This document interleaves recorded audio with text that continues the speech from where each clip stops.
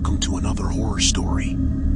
Today we dive into the world of the cannibals once again to tell a story of a group of friends who went where they weren't supposed to. But before that, if you want to get notified when we release new horror videos, make sure to subscribe to our channel and hit the bell. Thank you. Now let's proceed to the terror.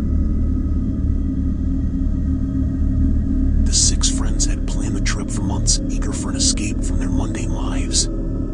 They were heading deep into the forest, far from civilization, to a place where few dared to venture. Rumors swirled about the forgotten village nestled within the woods, a place abandoned long ago, though no one seemed to remember exactly why. The stories were vague but always ominous, and that only made the group more determined. They were thrill seekers, after all, and a little mystery only added to the excitement. The first night in the forest went smoothly. The campfire crackled, and the group shared stories, laughed, and drank under the stars. But as the night wore on, an unsettling silence settled over the woods. The usual sounds of nocturnal animals faded, leaving only the eerie rustle of the wind through the trees. It was as if the forest was holding its breath, waiting. One of them, David, swore he heard footsteps in the distance, but the others dismissed it as paranoia. By morning, they decided to push deeper into the forest, towards the old village. The map they had found online was crude, but it was all they had. As they walked, the trees seemed to close in around them, the once beautiful woods now twisting into something more sinister. Hours passed, and just as they began to doubt the village's existence, they found it. The village was a ruin, a collection of decaying wooden buildings overgrown with ivy and moss. It looked like no one had lived there for a century or more.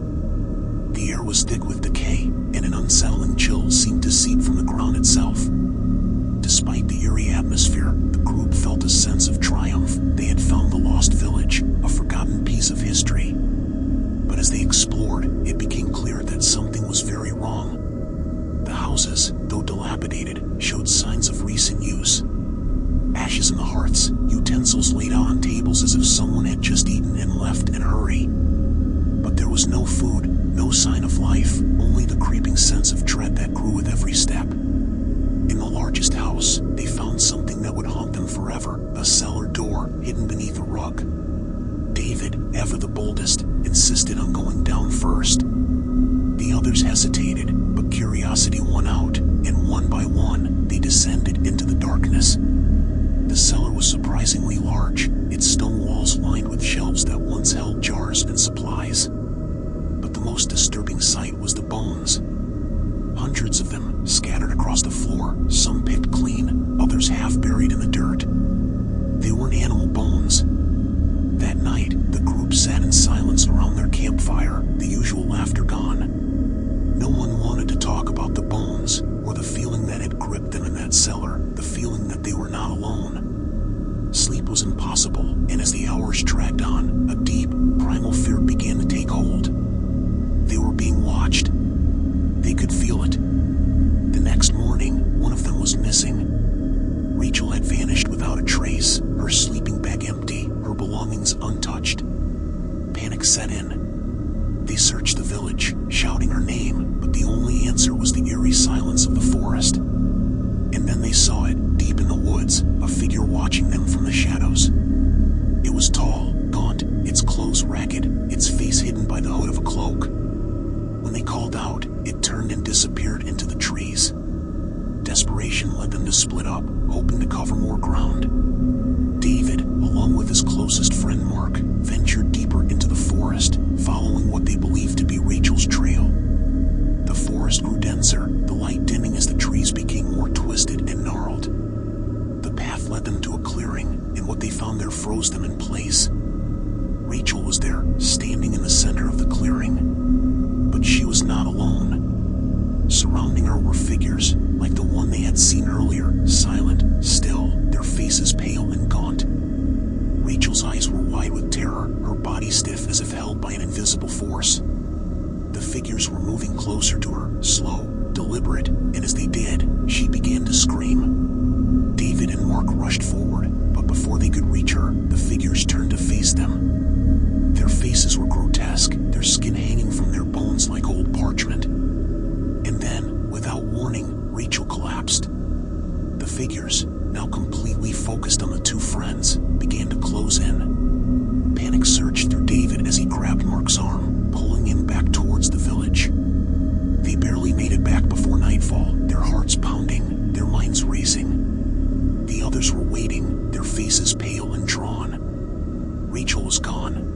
she wasn't coming back.